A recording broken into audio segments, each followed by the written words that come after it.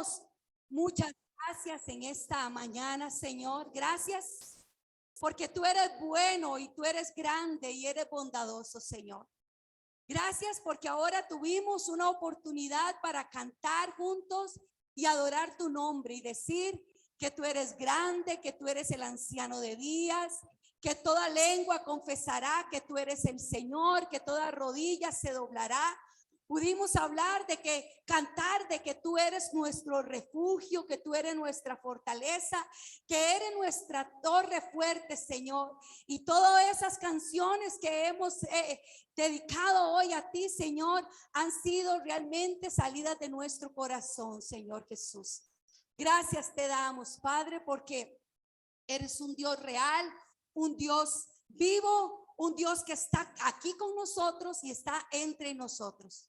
Te pido, Señor, que en esta mañana tu palabra, Señor, oh Dios, cumpla el propósito y el fin por lo cual tú la diste a tu iglesia, Señor, y es para enseñar, para redarguir, para corregir, para instruir en justicia, a fin, Señor, de que cada uno de nosotros seamos enteramente preparados para toda buena obra, Señor.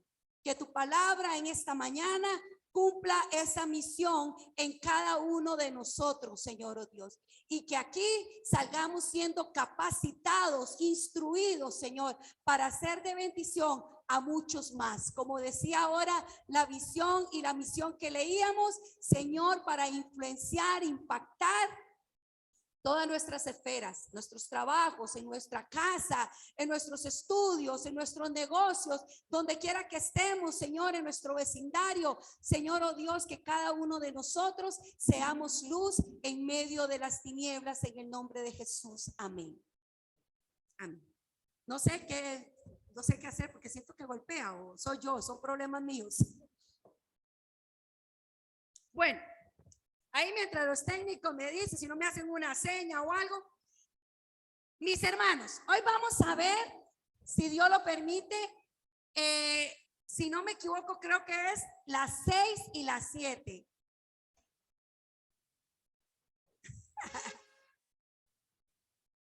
Muy bien, vamos a ver el sexto y el séptimo principio no negociables que estamos hablando en esta serie que estamos llevando.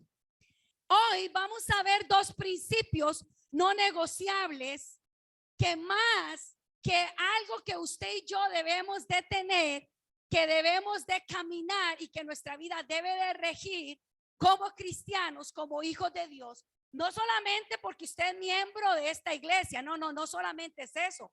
Mis hermanos, los principios que estamos viendo no es solamente los principios que hemos querido tomar como iglesia, cimientos de fe, sino que hemos creído que son principios que deberían de regir nuestra vida diaria como un cristiano común y corriente, ¿verdad? Como un hijo de Dios, que no importa a cuál iglesia vaya, deberían de ser estos principios que rigen nuestra vida.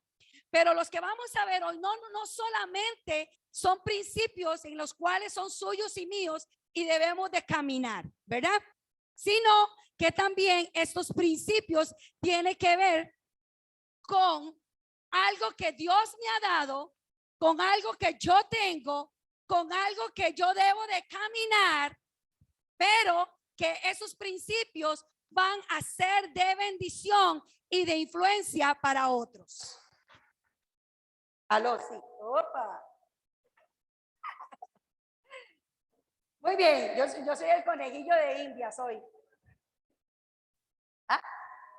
¿Más aquí? Mis hermanos, disculpen todo, santísimo, todas las interrupciones, porque recuerden que yo tengo un micrófono aquí incorporado, entonces los sonidistas les cuesta, ¿verdad?, coordinar con estos y con este, y entonces, bueno, ok, les decía que estos principios que deben de regir, que rigen nuestra vida, son principios que influencian a otros, que van a ser de bendición para otros, que vamos a mostrar a otros. Y estos dos principios, uno se llama acerca de madurez espiritual si usted trajo su cuaderno, que ojalá que sí lo haya traído, ¿verdad? Porque hasta lo regalamos para que no tuvieran excusas, ¿verdad? Y haga sus notas y tengamos el buen hábito de escribir notas. También por si en algún momento usted no entiende algo, tiene alguna duda o algo, usted luego pueda venir y decir, mira, es que no entendí eso, todo el asunto. Ok, hoy vamos a ver de estos dos principios, y es madurez espiritual y amor al prójimo. ¿Ven ustedes que son dos principios que tienen que ver, sí, con mi estilo de vida, con la forma en que yo debo de conducirme como cristiano, pero que tiene que ver con los demás? Entonces hoy vamos a hablar de eso, mis hermanos. Esperamos en Dios Todopoderoso que en esta mañana el Señor transforme, mis hermanos. Esa ha sido mi oración en esta semana.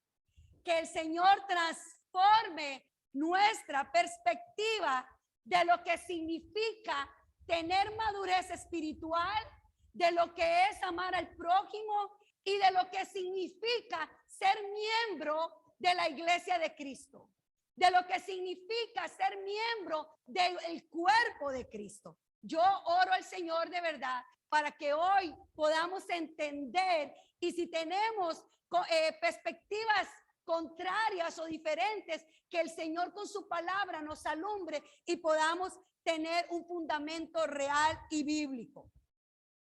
Vamos a ver el primero, que es madurez espiritual. Todo ser humano, mis hermanos, ¿cuál es la función de un ser humano? Los seres humanos nacen, ¿qué más? Crecen, se multiplican y mueren, ¿verdad? Eso nos toca a todos. Aunque no queramos envejecer, todos vamos a llegar a esa parte si Dios nos da vida. Crecemos, nacemos como un bebé, vamos creciendo, luego nos multiplicamos, ¿verdad? En otros, y también nuestra propia vida va multiplicándose en funciones hacia los demás, pero luego también muere. Es el ciclo normal de la vida. Cuando un ser humano nace y no crece, usted y yo lo veríamos como algo anormal, ¿cierto? Si tuviéramos un hijo, y ha pasado en muchos casos, que no crecen, que se quedan como bebés o tienen ciertos problemas de crecimiento, eso realmente llega a ser un problema. Y los médicos empiezan a investigar qué es y empiezan a dar tratamientos. Ya la mamá está triste, el papá también está preocupado porque su hijo tiene 12 y 14 años y resulta que todavía lo siguen cargando o todavía le siguen cambiando los pañales. O sea, eso es anormal, ¿cierto? Porque uno espera que ese hijo nazca, crezca, se multiplique y luego en algún momento muera. Bueno, si eso pasa, nosotros lo veríamos como un fenómeno, lo veríamos como algo patológico, lo veríamos como un síndrome y le pondríamos un montón de nombres a eso si sucediera o a eso que sí sucede. A veces las mamás que tienen bebés y que son tan hermosos y tan lindos, yo he oído, y de hecho cuando yo he visto a mis sobrinos, uno dice, qué lindo, como para que no se hicieran grandes, ¿verdad? Qué hermoso, tan hermosísimo. Bueno, uno lo dice, pero espere que pasen 10 años y usted tenga ese bebé todavía en su cuna y usted cambiándole pañales, ¿verdad? Ya no. Bueno, porque no es normal. Bueno, mis hermanos, en el mundo espiritual, en el caminar en Cristo, también es así, mis hermanos. Hay un ciclo normal que usted y yo debemos de cumplir, y es que nacemos en Cristo, ¿verdad?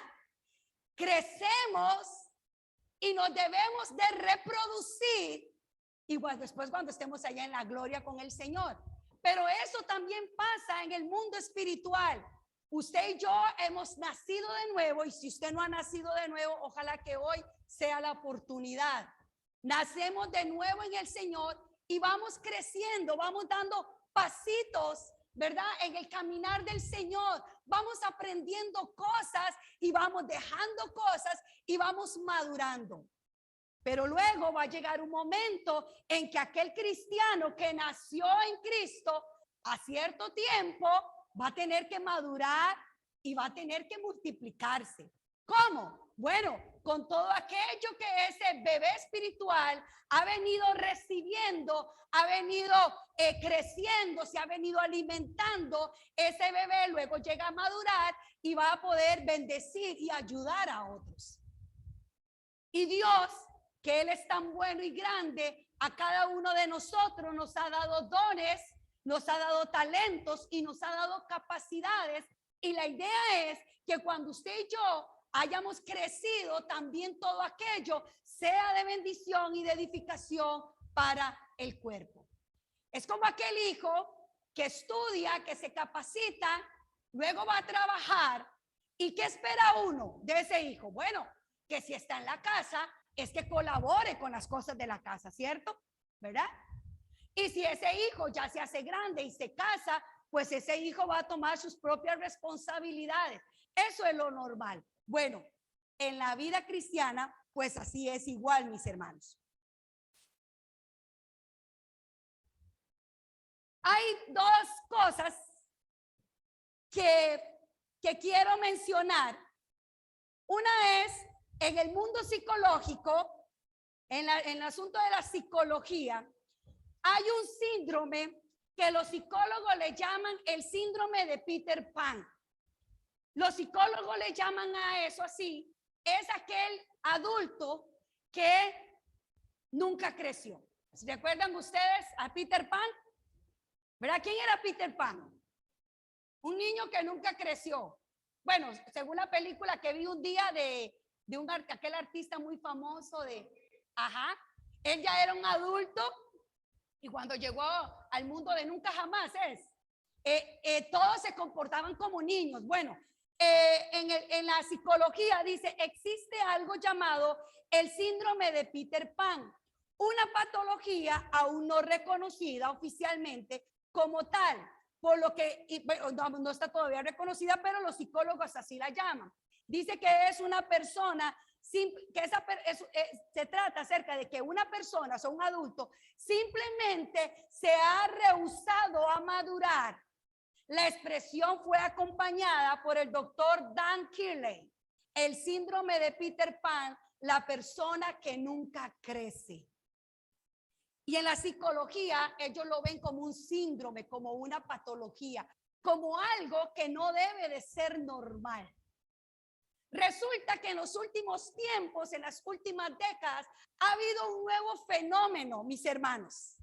Y ese fenómeno se llama adultescencia. Adultescencia.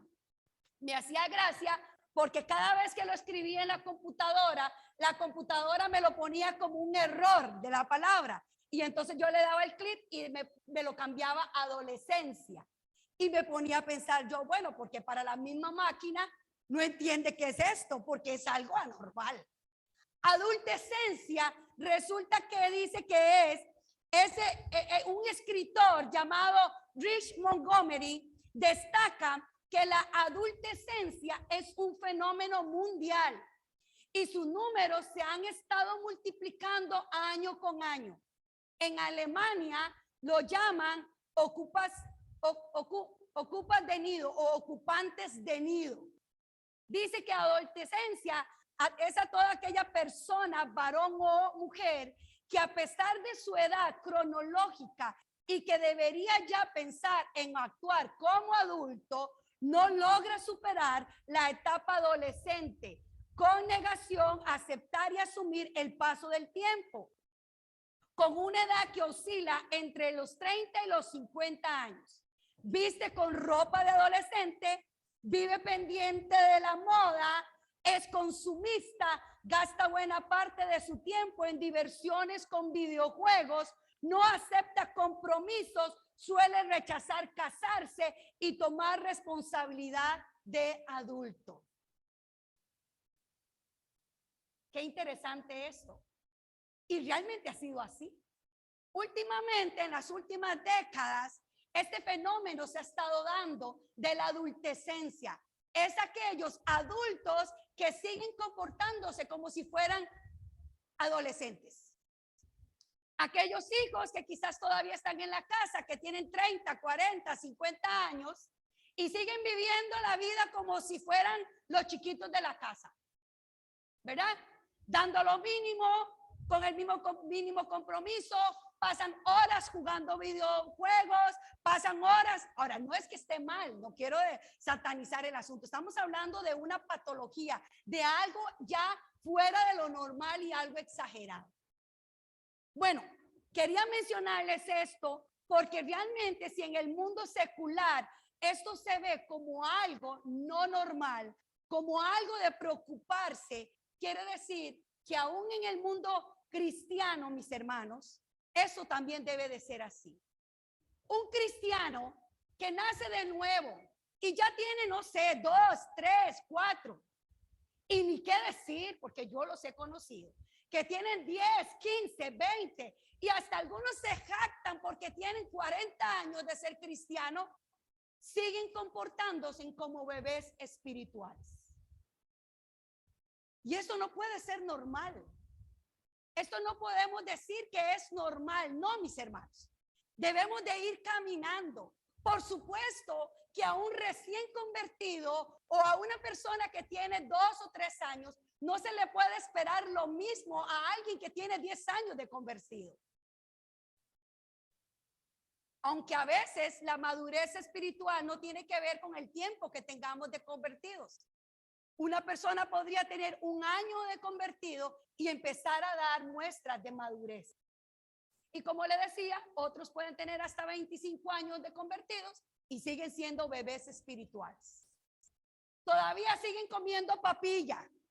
Porque Dios guardísimo, el pastor le hable un poquito así, directo. O sea, que le sirva una chuleta porque no saben cómo entrarle al asunto. Porque están acostumbrados a que se les siga dando papilla, chuponcito, beberito. Y ya tienen 10, 20, 30 años de convertidos. Vamos a ver el pasaje que vamos a estar viendo en esta mañana con este principio de madurez espiritual que se encuentra en Efesios 4.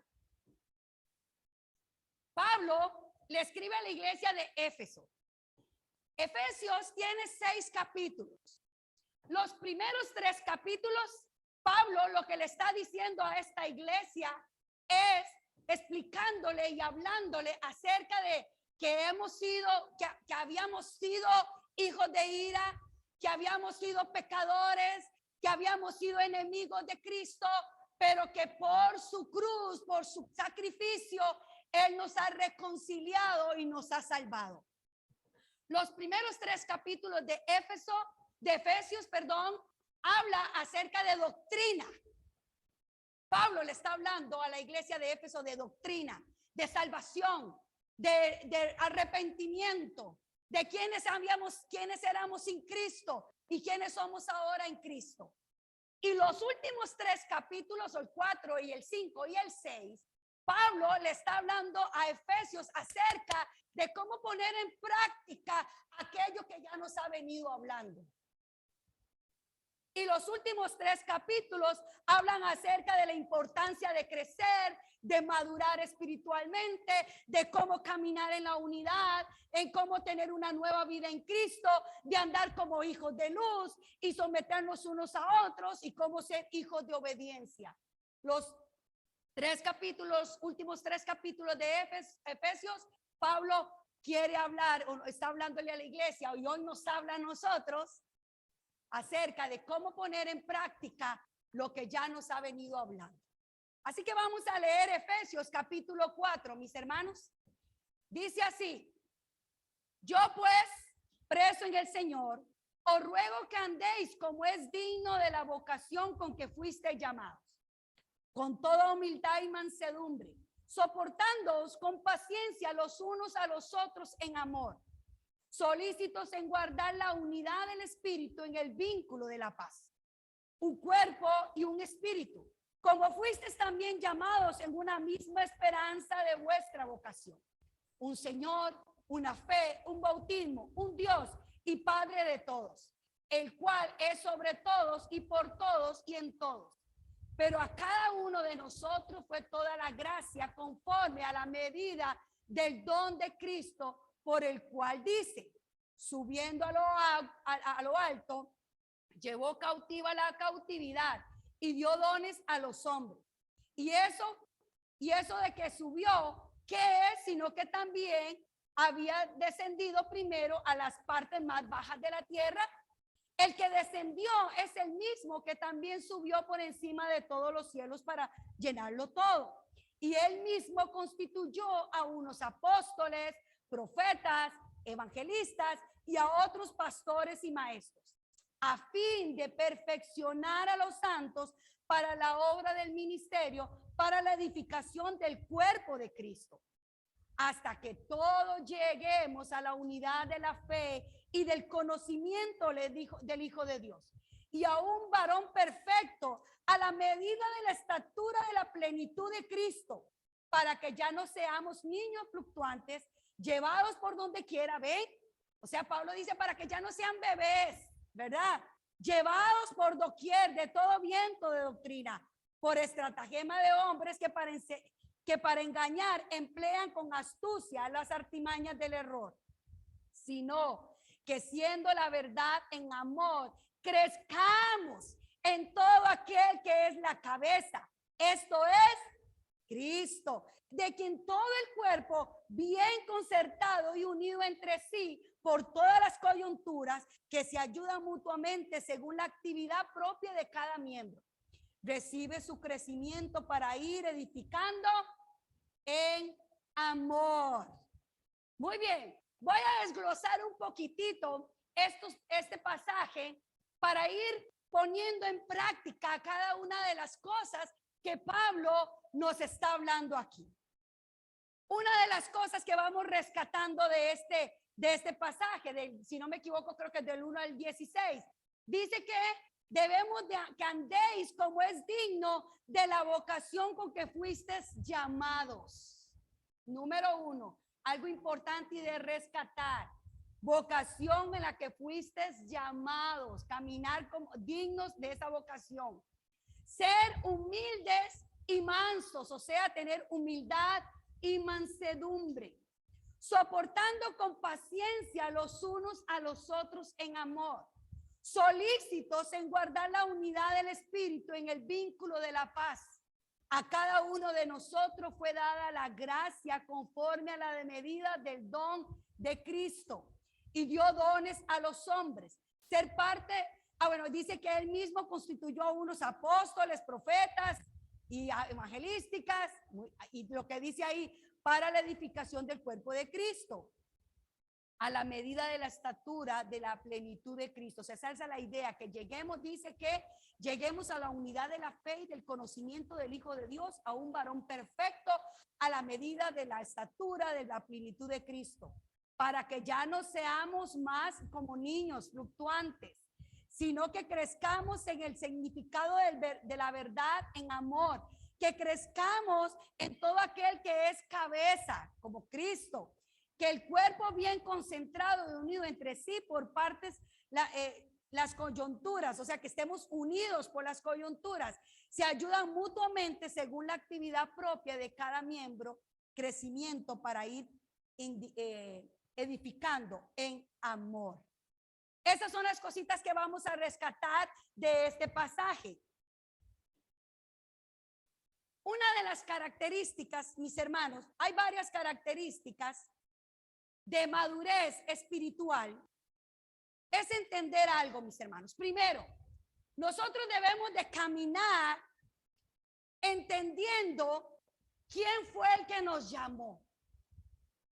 Ninguno de nosotros estamos en Cristo porque quisimos. Aún si en algún momento usted sintió la necesidad de buscar al Señor, déjeme decirle que fue el Señor quien puso esa necesidad. O sea, Él es el que vino primero a nosotros. Él nos llamó a nosotros. Así que como dice Pablo en el primer versículo, debemos de caminar dándole dignidad a aquella vocación que Dios nos ha dado, entendiendo que fue Cristo quien nos llamó. Y que también Dios nos ha llamado, mis hermanos, no para que nosotros nos sirvamos a nosotros mismos, sino que Dios nos ha llamado para ser parte de una iglesia, de un cuerpo, para edificar esa iglesia y para edificar ese cuerpo. Amén.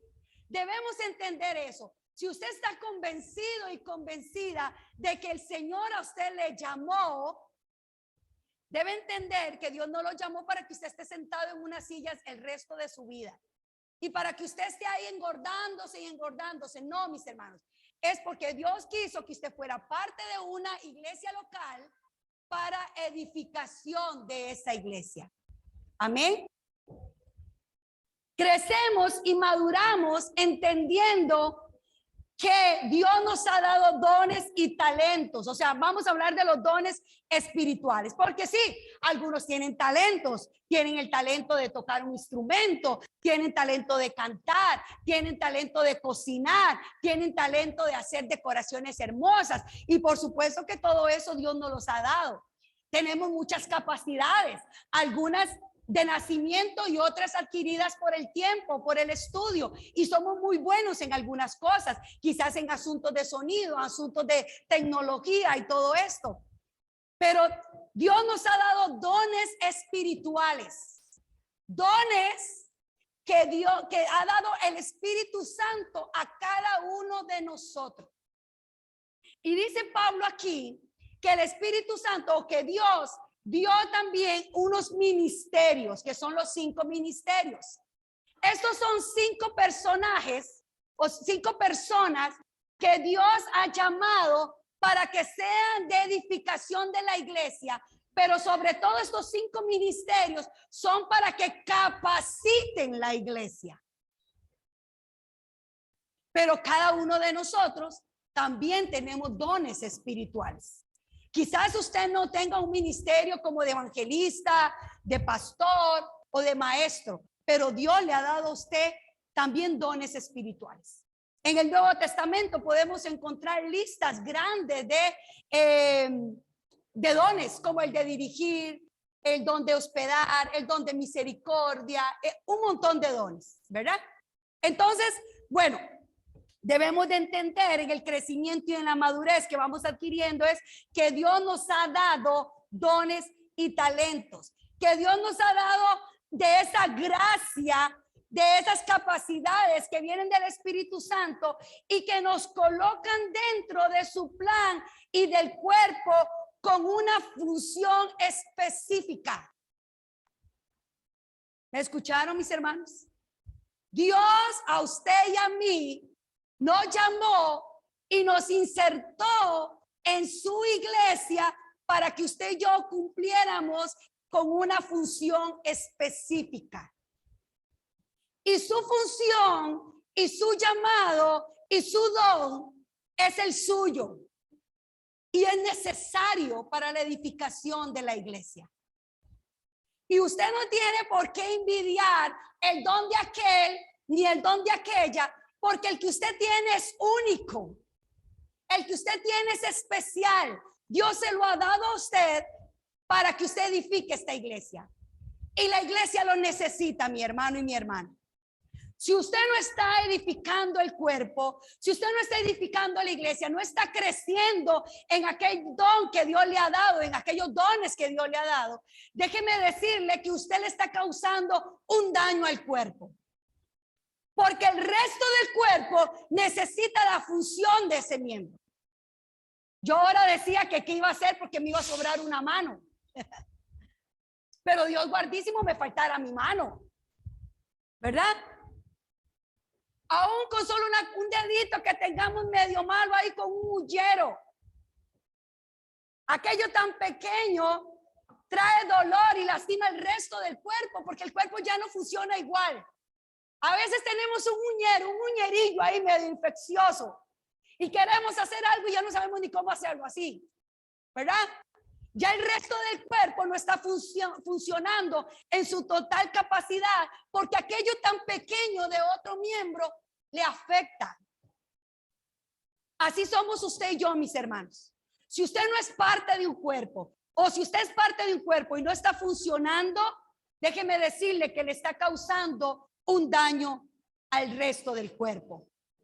El resto del cuerpo necesita su don, mis hermanos. Porque el don que Dios a usted le ha dado es único. Y es con un propósito y es para cumplir un plan.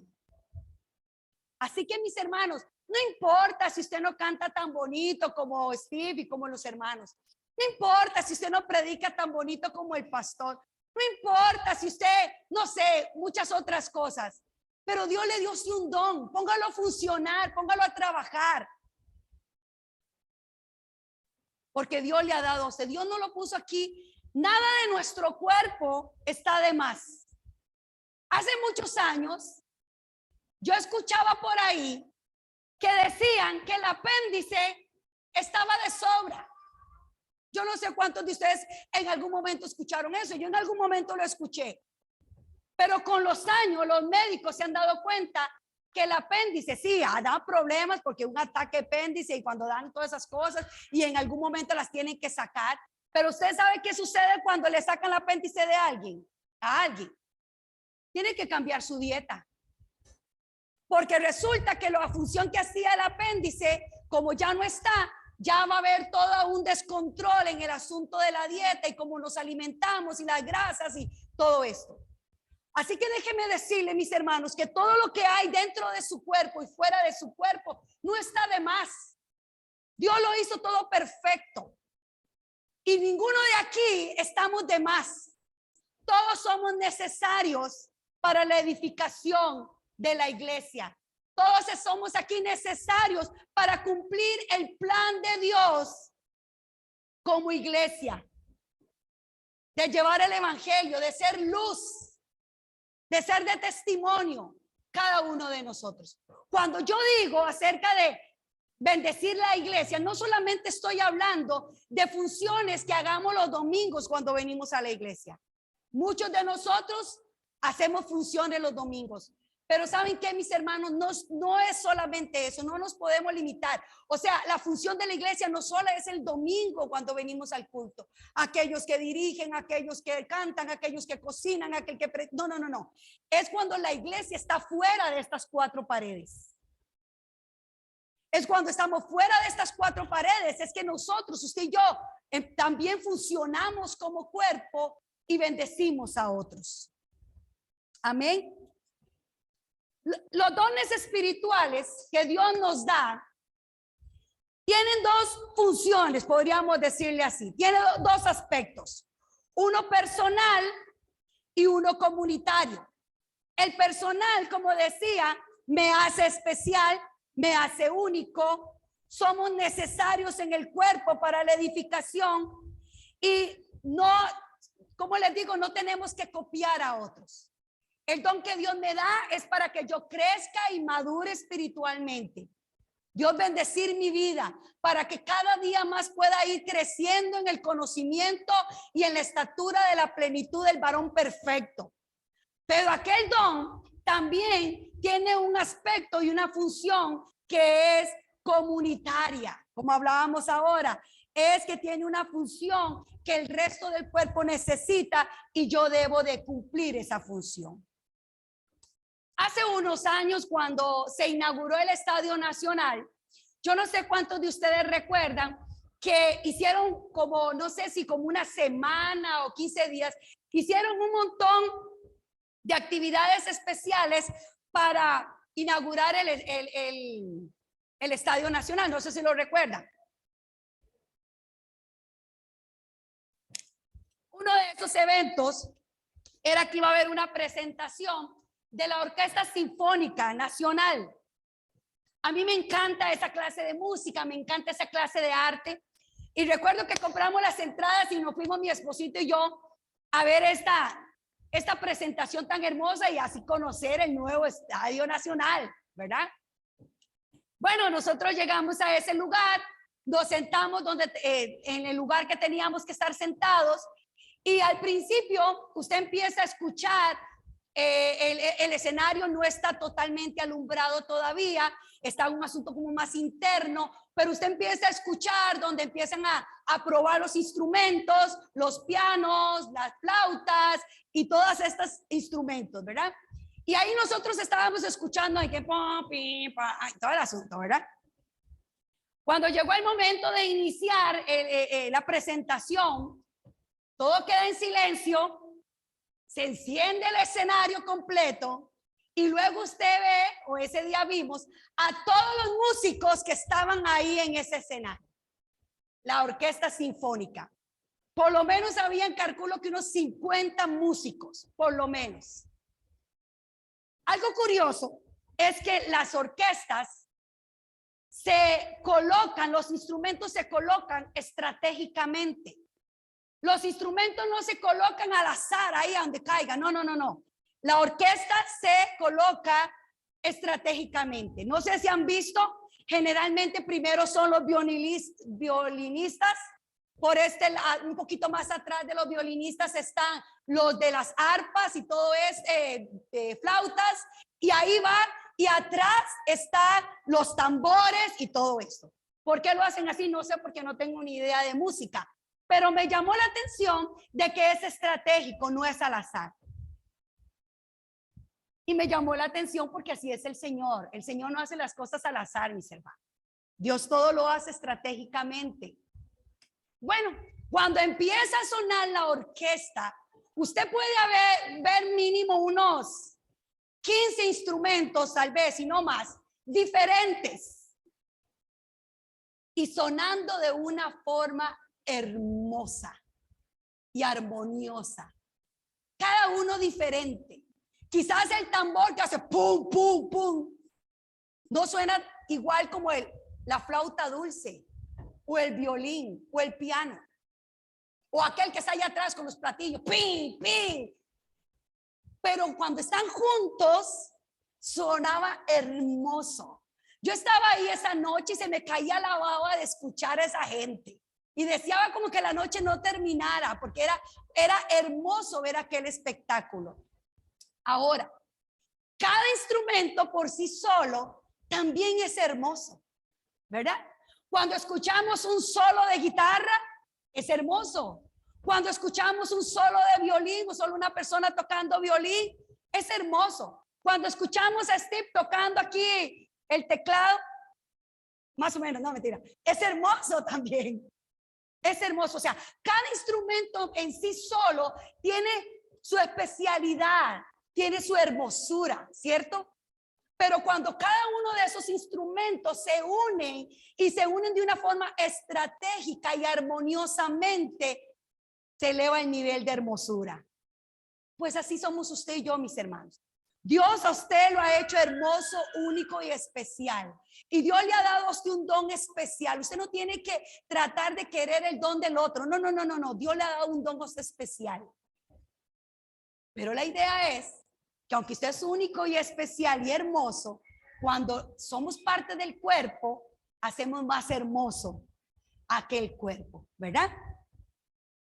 Bueno, continuamos porque no sé cómo estamos, porque el reloj está malo. Vamos a ver así algunas, sí, pero es que tengo el otro punto. Algunas características de madurez, como hablábamos antes. Los que están anotando, entender que Dios fue quien nos llamó y nos hizo sus hijos. Antes lo dije, pero lo voy a ir diciendo así, uno por uno para ir anotando. Una de las características de madurez es que no seamos orgullosos y entender que yo por mí mismo no merezco nada. Por lo tanto, mi caminar debe ser un caminar humilde y manso, porque entiendo que yo no merezco nada, que yo no soy mayor ni mejor que nadie. Yo no soy la más carga de todos, no, sino es entender que si no hubiera sido por la gracia y la misericordia del Señor, yo no podría estar aquí. Y entender que cada uno de ustedes también son especiales en el Señor. Una de las características también de madurez es que usted y yo, mis hermanos, debemos de preservar la unidad, que lo que leíamos antes, la unidad del espíritu. Debemos de preservar la unidad. ¿Quién es el que hace la unidad del cuerpo? No nosotros. Nosotros no tenemos esa capacidad. Fue Dios que de una forma misteriosa que no entendemos, como un montón de personas diferentes, como en una gran diversidad de temperamentos y características, Dios las une y las hace su iglesia y luego se hace una unidad perfecta. Bueno, la unidad la ha hecho Dios, pero usted y yo somos responsables de preservar esa unidad, de guardar esa unidad, de cuidar esa unidad, de no hacer división, sino más bien siempre tener un espíritu de unidad, un espíritu de preservar esa cercanía, esa comunión, ser conciliadores. Mis hermanos, entender que la iglesia no son clanes de enemigos. No es que aquí tenemos varios bandos y uno está contra el otro. No es que la alabanza, un ejemplo, está compitiendo con los sugieres y los sugieres con la cocina y etcétera, o unos con otros. No, no, mis hermanos. Entendamos que somos una familia, un cuerpo, una iglesia. Como les decía, la unidad es perfectamente compatible con la diversidad de los creyentes o de los miembros. Esto solo Dios lo hace. La iglesia es un cuerpo, estamos formados de miembros diversos en diversas funciones, de acuerdo a los dones que Cristo repartió a cada uno. Cada miembro del cuerpo funciona de forma diferente. Para cada uno, dice, para que cada uno nosotros podamos servir unos a otros. Por eso es que somos diferentes. En un cuerpo no todos somos oreja. En un cuerpo no todos somos nariz. Hoy estoy haciendo función de boca porque yo soy la que hablo. Y ustedes hoy están haciendo función de oído porque están escuchando. Pero si no hubieran oídos, no podría estar hablando, ¿verdad? Mis hermanos, cuando Pablo también habla de los ministerios, él está hablando de que los ministerios, apóstol, profeta, evangelista, pastor y maestros, ellos son dones que Dios ha dado a la iglesia en general, ¿verdad? Para la edificación de la iglesia. Y dice que para capacitar a los santos. Déjenme decirles, mis hermanos, que esta iglesia no solo tiene un miembro llamado Alejandro López. Esta iglesia son muchos miembros. Y yo preguntaría, ¿qué pasaría si usted un día viene, un domingo viene, y usted no ve llegar al pastor? Casualmente ese día le tocaba predicar y no viene. Y luego usted viene y me pregunta o le pregunta a alguien, ¿y el pastor no vino? No. Ay, ¿por qué? ¿Está enfermo? ¿Le sucedió algo? No, es que dijo que estaba muy cansado y le dio perecilla venir hoy al culto. ¿Qué pensaría usted? ¿Qué pensaría? ¿Y por qué el resto de los miembros sí hacen eso? Es más, para vuestro botón. No puedo juzgar, habrán hermanos que no vinieron por cosas de verdad de peso. Pero ¿cuántos miembros de ese cuerpo no vienen a la iglesia porque hoy quisieron descansar? Pero ¿qué pasaría si el pastor o el que le toca ministrar alabanza no llegó y usted pregunta, ¿y por qué no vino Steve? Hoy le tocaba tocar. Ah, porque digo que tenía mucho sueño, porque ha trabajado mucho y es cierto. Trabaja los sábados, ayer vino ensayo y hoy quiso descansar. ¿Qué pensaríamos? Yo no sé usted, para mí sería chocante, ¿cierto o no? Pero ¿por qué algunos miembros sí se dan ese lujo de no venir? Mis hermanos, ningún miembro es más importante que otro. El pastor no es más importante que otro.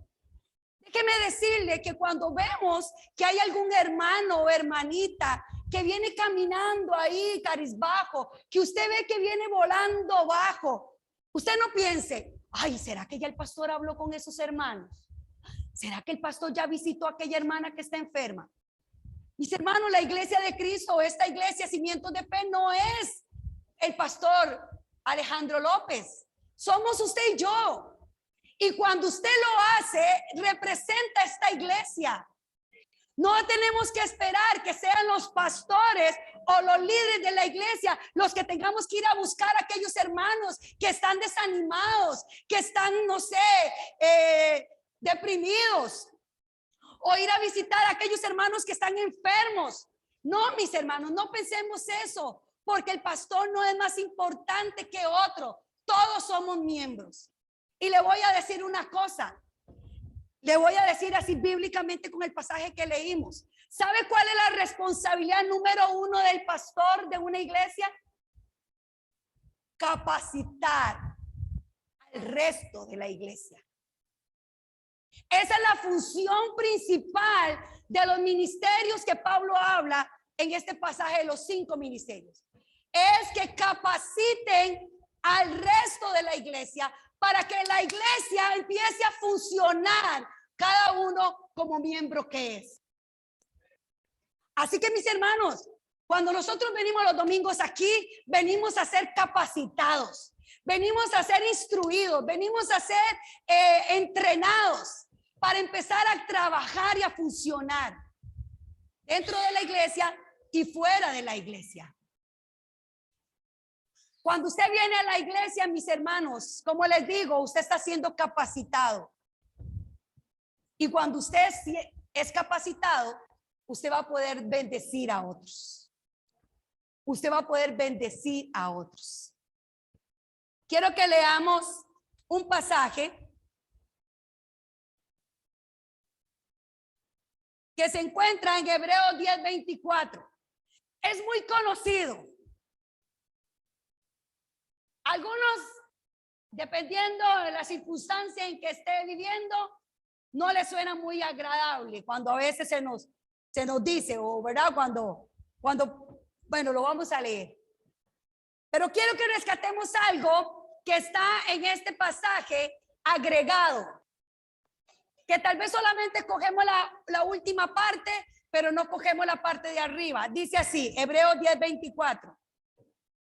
Y considerémonos unos a otros, ¿para qué? ¿Para qué? Para estimularnos al amor y a las buenas obras. Ahora sí, el pasaje que todos conocemos y que a veces no nos gusta cuando alguien se nos lo dice. No dejando de congregarnos como algunos tienen por costumbre, sino exhortándonos, y tanto más cuando veis que aquel día se acerca.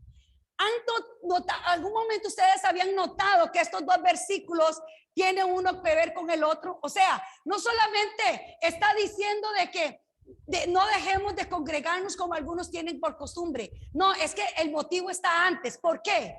Bueno, porque debemos de considerarnos unos a otros para estimularnos al amor y a las buenas obras. Por esa es la razón, mis hermanos, que nosotros debemos de tener el buen hábito de estarnos congregando. Porque usted cuando viene acá, usted y yo estamos siendo entrenados, capacitados en el Señor. Los pastores hacen su función, que es capacitar a la iglesia. Nosotros también lo hacemos con los discipulados, con diferentes reuniones, como cuando hacemos reunión de mujeres, de hombres, los jóvenes, en las parejas, los niños.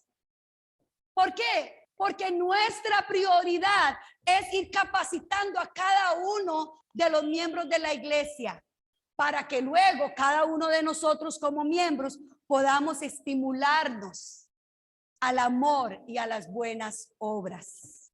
Amén.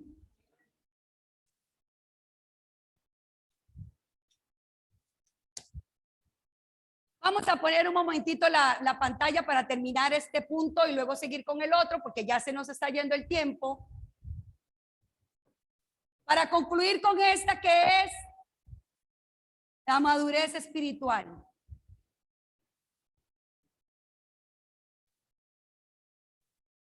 Cuando usted y yo crecemos, mis hermanos, y maduramos espiritualmente, en nosotros también se tiene que ir mostrando el fruto del Espíritu. Amén. Debemos de ir creciendo en eso. Dice aquí, conductas, dice aquí, es un carácter, o sea, alguien que tenga madurez espiritual, es un carácter que ha sido moldeado por el Evangelio, de tal manera que pueda decir a otros, imítenme a mí como yo imito a Cristo, como lo dijo Pablo. Esa persona que tiene madurez espiritual exhibe el fruto del Espíritu en su vida para vivir conforme a la sabiduría de Dios. Bueno, ¿cuáles son esos frutos del Espíritu? No, ahí está, luego lo vamos a pasar si usted luego lo quiere tener, pero solamente lo voy a mencionar rápidamente. Tenemos que caminar en amor, en gozo, en paz, en bondad, en gentileza, en fe, en mansedumbre, en dominio propio. ¿Saben, mis hermanos? Cada uno de estos, este fruto del Espíritu, no es algo humano. Cuando aquí está hablando de amor, no está hablando del amor que usted y yo conocemos, que amamos al esposo, o amamos a la esposa, o a los hijos, o ama usted a su novia o a su novio. No, ese no es el amor. ¿Sabe por qué? Porque aún los inconversos y los malos más malos, aún Hitler amaba a su mamá. Ese no es el amor que Dios está hablando aquí. Es un amor sobrenatural. Es un amor que nos dice que debemos amarnos unos a otros, que debemos amar al prójimo y que debemos amar al enemigo. Es un amor sobrenatural. Igualmente cuando habla de gozo, cuando habla de gozo, no está hablando de un gozo porque usted tiene mucha plata en el banco y porque usted tiene un salario súper carguísima. No, está hablando de un gozo en medio de la tribulación, un gozo en medio de la enfermedad, un gozo en medio de las circunstancias negativas. Este fruto del Espíritu son aquellas cosas sobrenaturales que Dios me da y yo debo de crecer en eso. ¿Cómo? ¿Por mi fuerza, por mi capacidad? No, creciendo en el conocimiento de Dios. Bueno, como estaba hablando antes, mis hermanos, y hablaba de que uno ¿cómo le digo? De las muestras de la madurez espiritual era el amor. Voy a aprovechar para seguir con el segundo punto, que es el amor al prójimo. Seguimos hablando de los principios no negociables. Amén. Estos, como hablábamos, son principios que tienen que ver con los demás, que yo funciono, pero bendicen a los demás. Y este principio que hemos hablado se encuentra en Mateo 22:39. Voy a ponerlos un poquito así rápidamente en contexto. Tengo como 10 hojas todavía para hablar. No. Dice que anterior a esta lectura que vamos a hacer, los fariseos se acercaban a Jesús para hacerle preguntas. Pero las preguntas que los fariseos le hacían a Jesús no era para aprender, no era para corregirse en lo que ellos pensaban y hacían, no. Era para tentar a Jesús, para ver en dónde lo cogía en un momento ahí y empezar a decir, ve, él es un blasfemo, él es, ¿verdad? Y venían los fariseos, le preguntaron acerca de qué hacer con el tributo y Jesús, como era Dios y es Dios y era sabio, contestó. Luego vinieron los saduceos que no creían en la resurrección y también vinieron y le preguntaron, Señor, tú que todo lo sabes y mira que aquí, y empiezan a preguntarle. Bueno, resulta que esta misma actitud que venían los fariseos y los saduceos preguntándole cosas a Jesús, no era porque querían aprender, era porque querían agarrarlo en qué punto flaco, ¿verdad? Leemos Mateo 22:34. Entonces los fariseos, oyendo que había hecho callar a los saduceos, se juntaron a uno de ellos, intérprete de la ley, o sea, eran estudiosos de la ley, conocían la ley, preguntó por tentarle diciendo, maestro, ¿cuál es el gran mandamiento en la ley? Jesús le dijo, amarás al Señor tu Dios con todo tu corazón y con toda tu alma y con toda tu mente. Entonces seguramente el fariseo llegó y le dijo, Señor, ¿Cuál es el mandamiento más importante de todos? Entonces Jesús le dice, amarás a Dios con todo, y entonces el fariseo, con toda tu mente, con toda, y ya cuando el fariseo posiblemente iba a dar media vuelta para irse, Jesús le dice, este es el primero y grande mandamiento. Dice, y el segundo, o sea, no había terminado Jesús, y el segundo es semejante, amarás a tu prójimo como a ti mismo. De estos dos mandamientos depende toda la ley y los profetas. A Jesús no le estaban preguntando más que el primero, que el más importante. Pero Jesús les dice el segundo igual de importante. ¿Por qué? Porque Jesús lo que nos enseña es que uno está ligado al otro. Nosotros no podemos decir que amamos al Señor con todo nuestro corazón y con toda nuestra mente si no amamos a nuestro prójimo. Y no podríamos decir que amamos a nuestro prójimo si no amamos a Cristo. Los dos mandamientos están ligados, mis hermanos. Jesús le está diciendo esto a los fariseos. El fariseo le preguntó por el primero, pero Jesús le da el segundo. Sobre todo porque Jesús sabía quiénes eran los fariseos, ¿verdad? Ellos se creían que eran los más importantes de todos y que los demás eran nada. ¿Sabe qué creían los fariseos? Los fariseos creían que los gentiles Dios los había hecho. Los gentiles eran todos aquellos que no eran fariseos, que Dios los había creado. ¿Sabe para qué? Para que ardiera más fuerte el infierno. O sea, como si fuera leña seca.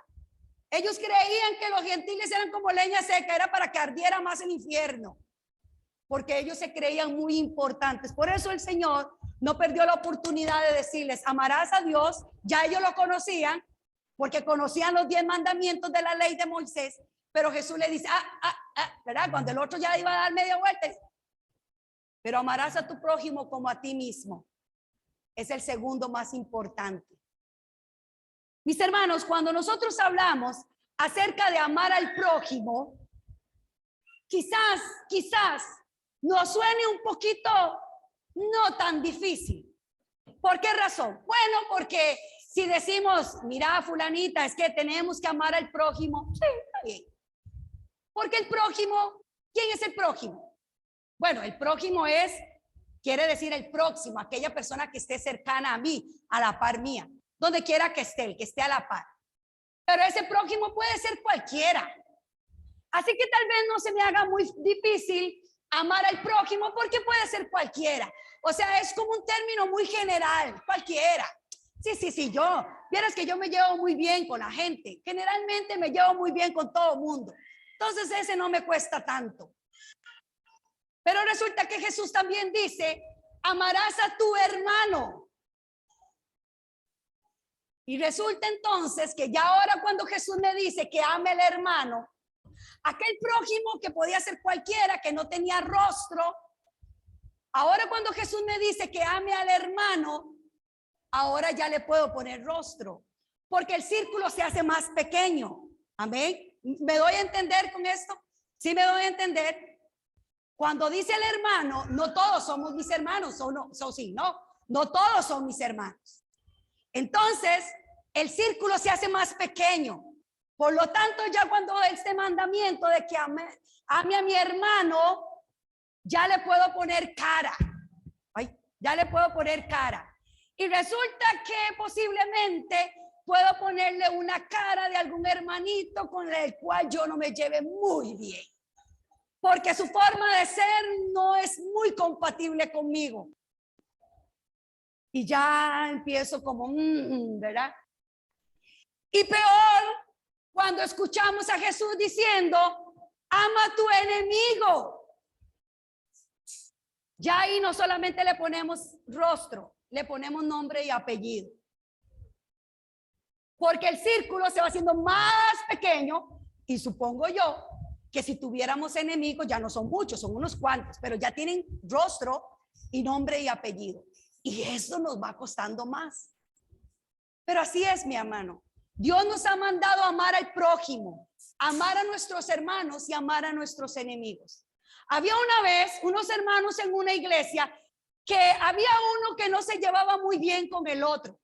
Era un hermano no muy maduro. Él creía que era muy maduro, pero no era muy maduro.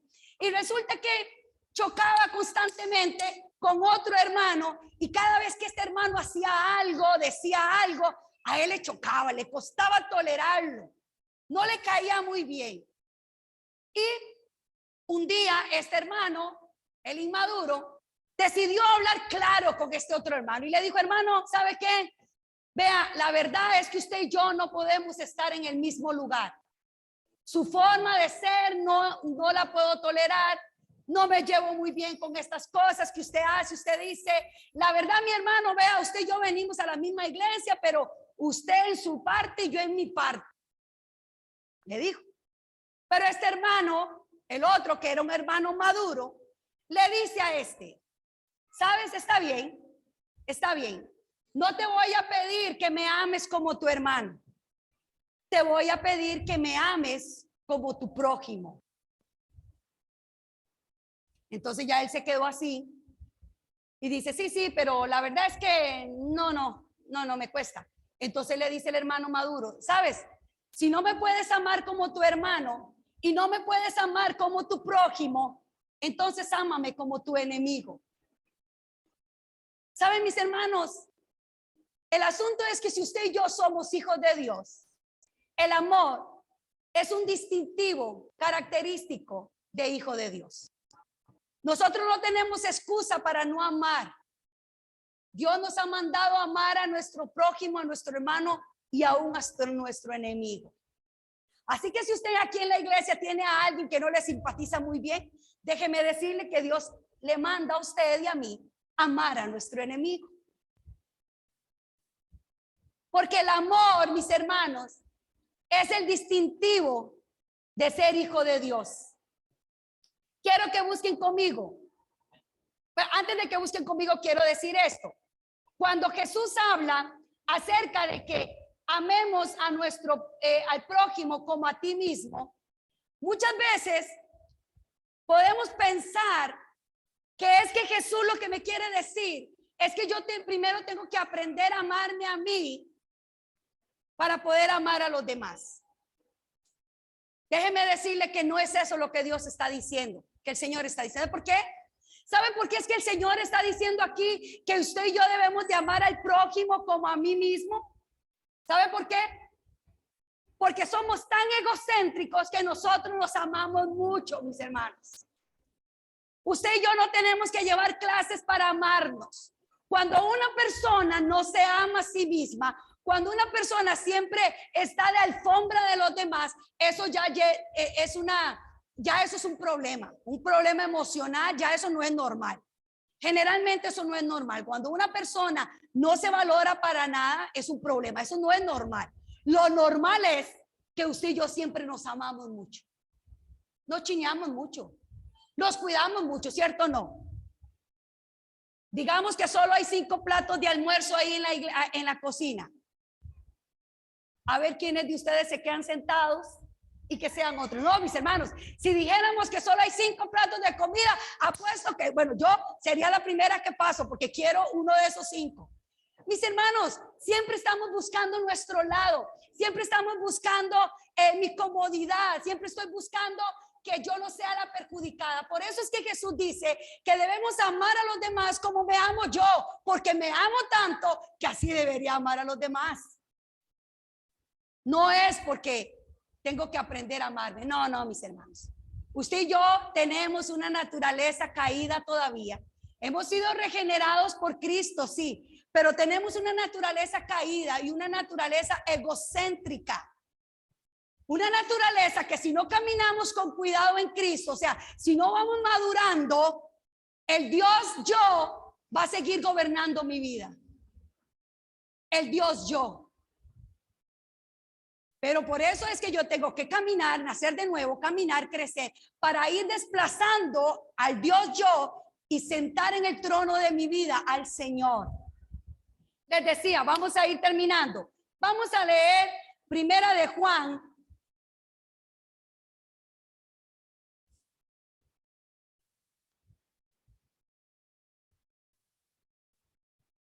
Primera de Juan, capítulo 4, 7.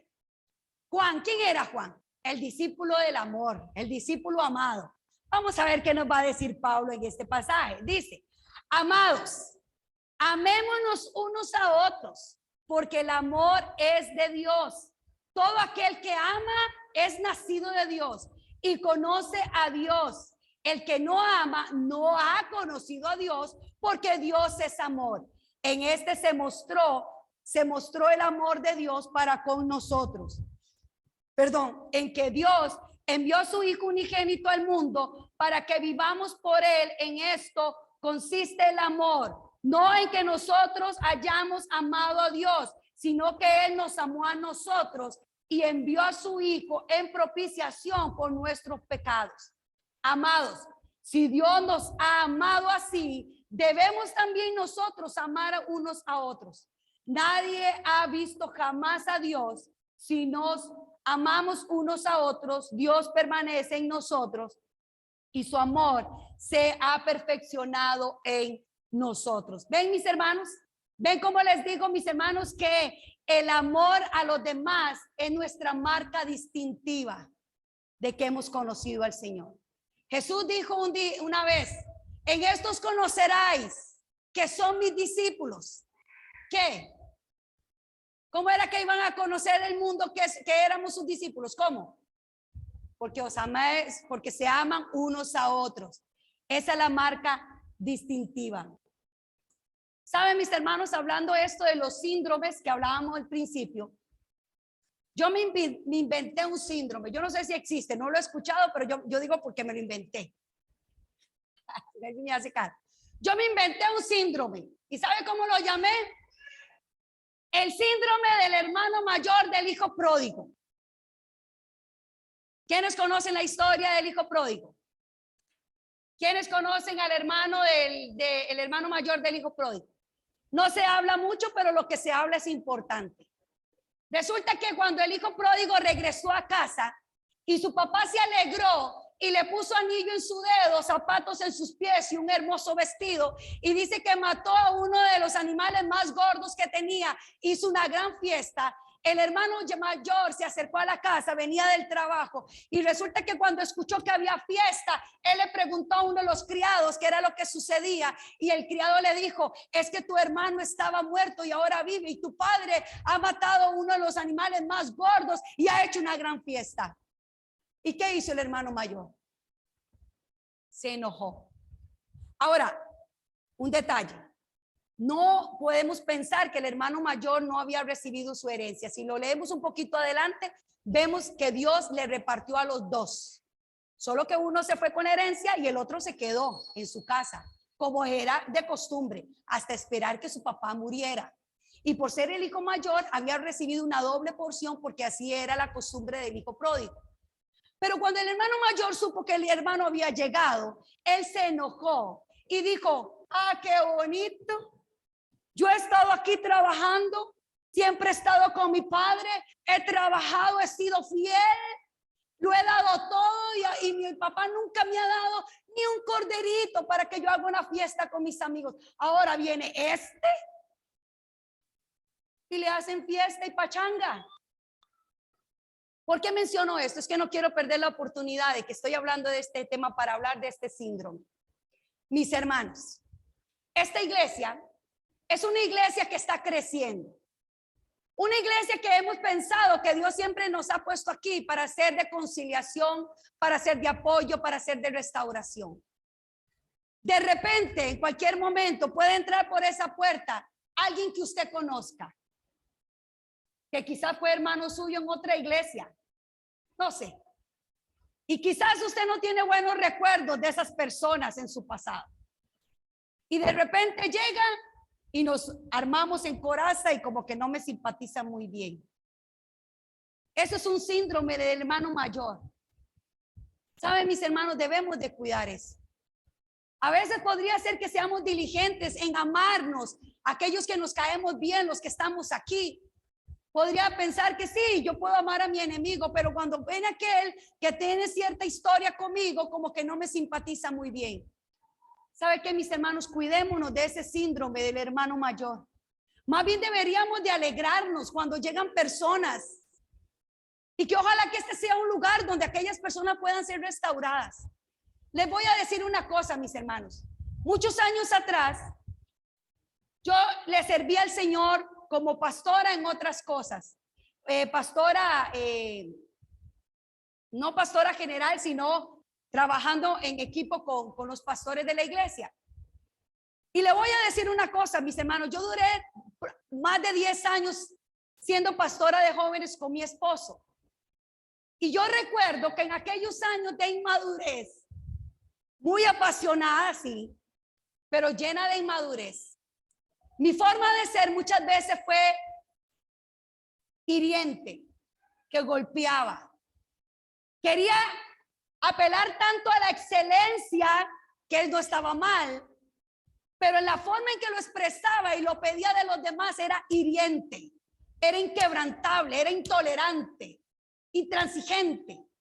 Y sé que dañé muchos corazones. Y sé que lastimé a muchas personas. Que quizás que por el amor incondicional que me tenían, me lo disimulaban y me lo perdonaban. ¿Qué pasaría si yo llego a un lugar y resulta que me encuentro a una de esas personas y uy, qué vida, y viene Cindy, ay no? ¿Saben, mis hermanos? He cambiado un poco, he madurado un poquito. Y yo creo que cada uno de nosotros hemos venido madurando y hemos venido creciendo. Demos una nueva oportunidad, mis hermanos. No tengamos aquel criterio, aquel que teníamos de otras personas, que aquella es y que aquel era. No, mis hermanos, amémonos, aceptémonos. ¿Cómo es? Unámonos, sí, porque somos un cuerpo. No somos miembros solitarios. Si fuéramos miembros solitarios, mis hermanos, estaríamos en una clínica de órganos. En una clínica donde hay un brazo, donde hay un corazón, un hígado, ahí esperando a ver a quién se le van a donar. Ahí es donde deberíamos de estar, pero no somos miembros solitarios, somos parte de un cuerpo. Amén. Y ahora sí, ya para terminar, no sé qué hora es, pero ya sí para terminar. Voy a contar una historia para terminar. Había una pareja, un matrimonio, donde la esposa le hicieron una cirugía en su cara porque tenía un tumor, un cáncer a un lado de su cara. Y como era un cáncer, tuvieron que sacarle parte del músculo de un lado de su cara y tuvieron que remover nervios y músculos. Cuando ella salió de la operación, se reunió el doctor con la mujer y con el esposo. Entonces, cuando el esposo entró a la habitación donde estaba el doctor y su esposa, ella le sonrió a su esposo, no por felicidad, porque no era motivo de alegría lo que le había sucedido, pero ella cuando lo miró le sonrió. Y cuando se sonrió, su sonrisa se le hizo hacia un lado, porque el otro lado ya no tenía movilidad, no tenía músculo, no tenía los nervios. Cuando el esposo la vio, le preguntó al doctor y le dijo, ¿y así va a quedar ella para siempre? Y le dijo el doctor, sí, porque por el cáncer tuvimos que remover todo el tejido, el músculo, así va a quedar. Entonces el esposo miró a su esposa y se le quedó viendo con ojos de amor y le dijo, está bien. Entonces ella volvió a sonreír y cuando sonrió torció su boca y resulta que este hombre, estoy hablando de un caso de la vida real, que este doctor que hizo la operación contó en un libro, y cuando su esposa sonrió y su sonrisa era torcida, resulta que el doctor inclinó su cara, ¿verdad? Porque el esposo se le iba a acercar a besar a su esposa y él pues no quiso como invadir mucho ese momento de privacidad, pero él sí logró ver que cuando el esposo se inclinó a besar a su esposa, él torció su boca y le dio un beso igual a ella. ¿Saben, mis hermanos? Eso es amor. Y Jesús no solamente ha torcido su boca para amarnos y aceptarnos. Jesús dejó su trono para venir a esta tierra y morir por usted y por mí. ¿Por qué? Porque lo merecíamos. Porque éramos muy buenos y muy cargas. Porque éramos muy necesarios. No. Jesús dejó su gloria por amor a usted y a mí. Siendo sus enemigos, sabiendo que estábamos perdidos eternamente, Él dejó todo, dice que se despojó de aquello para venir a esta tierra y se hizo pecado, no pecador, pero se hizo pecado y murió en la cruz para mostrar su amor por usted y por mí. Así que mi hermano y mi hermana, no nos queda de otra que tener la marca, el distintivo de ese amor hacia los demás también. Amén. Luego le pasamos la filmina del amor al prójimo. ¿Qué les parece si nos ponemos de pie y oramos?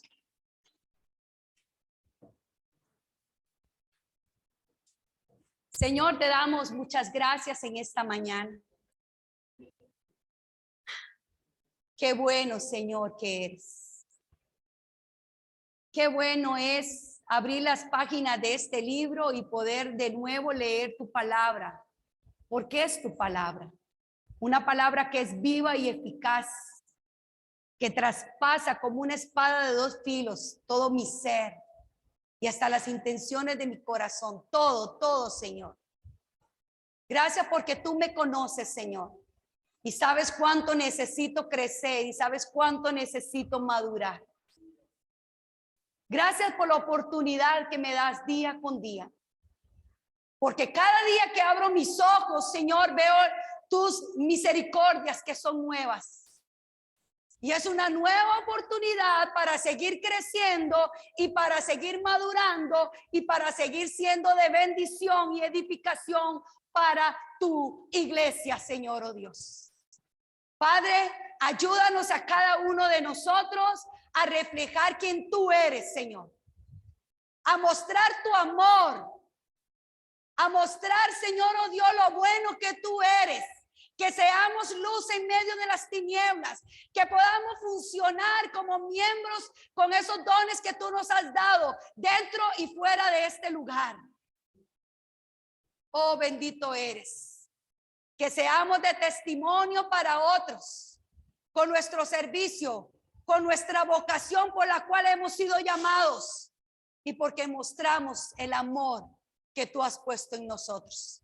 Ayúdanos a ir creciendo en el fruto del Espíritu, Señor, oh Dios. A ser pacientes, a ser mansos, Señor, oh Dios. A tener control, dominio propio, Señor. Para la honra de tu nombre, en el nombre de Jesús. Amén y amén. Dios me los bendiga, mis hermanos.